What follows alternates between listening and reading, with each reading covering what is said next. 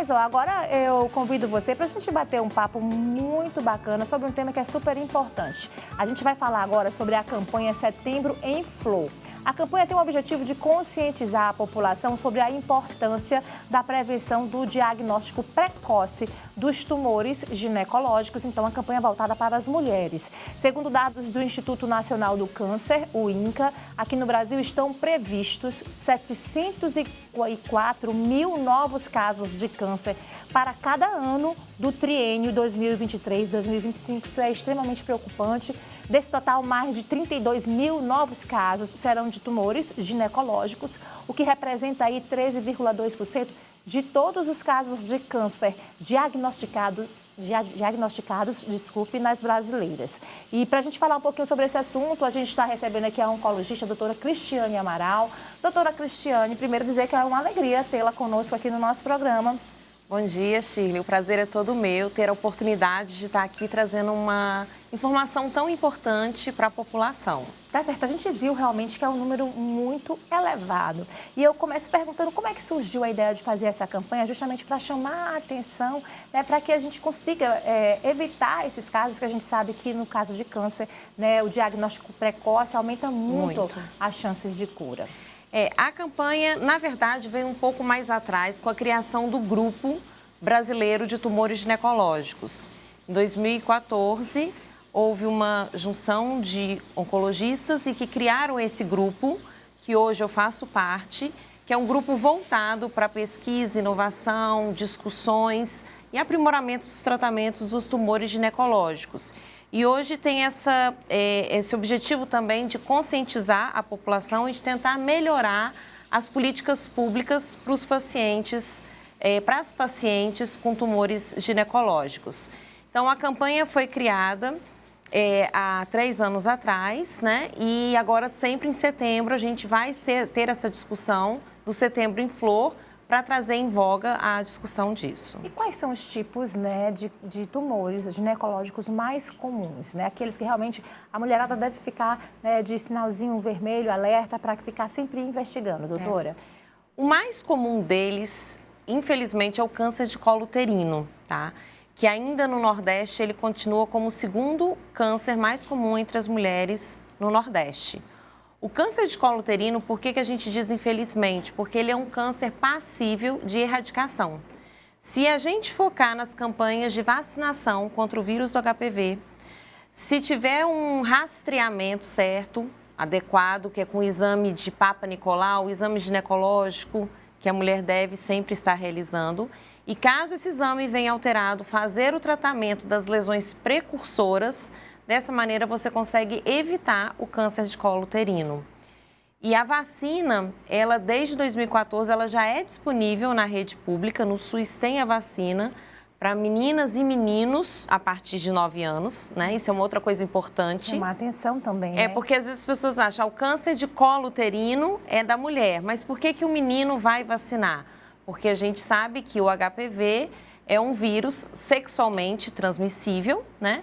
Então, a ideia é exatamente pegar ainda no final da infância, na adolescência, quando as pessoas ainda não têm a vida sexual ativa, para eles estarem prevenidos para quando começar, caso tenha algum contato, já ter a imunidade para combater o vírus. Já que é um fator importante, surge a curiosidade. Como é que é a cobertura vacinal em relação a essa vacina aqui no Brasil? Então, para meninas e meninos, a partir dos 9 aos 14 anos, tem a cobertura, assim, a vacina está liberada. Infelizmente, com os dados de 2020, que são 2 doses de vacina, só tem a cobertura de 55% mais ou menos para as meninas e em torno de 36%, 37% para os meninos. Então, a gente tem uma cobertura muito abaixo do que é o objetivo, que é de pelo menos 90% da população vacinada. E fica aí o alerta, uma ressalva para a população. Se é eficaz, está disponível na rede pública, gente, Exatamente. por que não vacinar? A gente sabe que a vacinação é também nosso papel enquanto cidadão, né? De consciência. Exatamente. Como sociedade, né, doutora? Exatamente. Assim, é uma coisa que está disponível e isso pode mudar a história natural de uma doença que tem um impacto tão grande no nosso país. né? Tá certo. E como é que essa campanha ela é trabalhada nesse mês? A gente sabe que as campanhas existem para a gente chamar a atenção naquele período, mas são cuidados que a gente tem que inserir aí no nosso dia a dia. Mas quais são os pontos que essa campanha é trabalhada? Ela foca muito nessa questão do exame, da consulta frequente, né, na nossa rotina. O que mais ela foca, doutora? Na verdade, ela dá os alertas para quais são os tipos de câncer. Então, a gente tem o câncer de colo uterino, o câncer do corpo uterino, porque o útero ele tem um corpo e o colo uterino. Dentro do câncer do corpo uterino, o mais comum é o câncer de endométrio. O câncer de ovário, câncer de vulva e de vagina.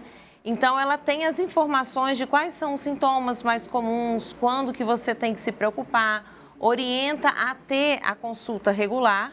E acho que uma coisa muito importante é tentar trabalhar melhores políticas públicas, sim, porque a gente sabe que tem uma porcentagem enorme da população que depende do Sistema Único de Saúde.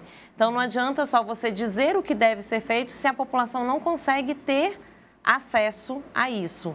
Então, é outra coisa em que o grupo tem trabalhado muito para conseguir esse acesso da população. A gente abriu essa entrevista falando de dados, né, que são realmente números preocupantes, e a gente vê casos cada vez em pessoas mais jovens, né, em mulheres mais jovens. Então, essa campanha é destinada a alguma faixa específica, de um modo geral? Quando é que realmente a gente deve inserir essas rotinas, né, de visitas ao nosso ginecologista e assim prevenir muitas doenças, doutora? Não, ela não foca em idade, porque tem alguns cânceres, como por exemplo o câncer de endométrio, que ele é mais comum na mulher, por exemplo, menopausada.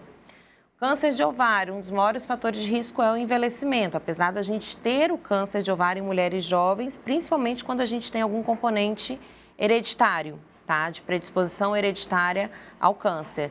Então, assim, na verdade, ela não foca em idade, ela foca na saúde da mulher, entendeu? Com o objetivo da mulher realmente se cuidar. E aí, quais aqueles sintomas que acendem nosso sinal de alerta, doutora, de modo geral? Então, aí depende de cada um. Por exemplo, no câncer de endométrio, que é um câncer mais comum na mulher menopausada, caso essa mulher tenha algum sangramento, a mulher já está menopausada, não menstrua mais, se ela tiver algum sangramento, ela tem que prontamente procurar auxílio médico.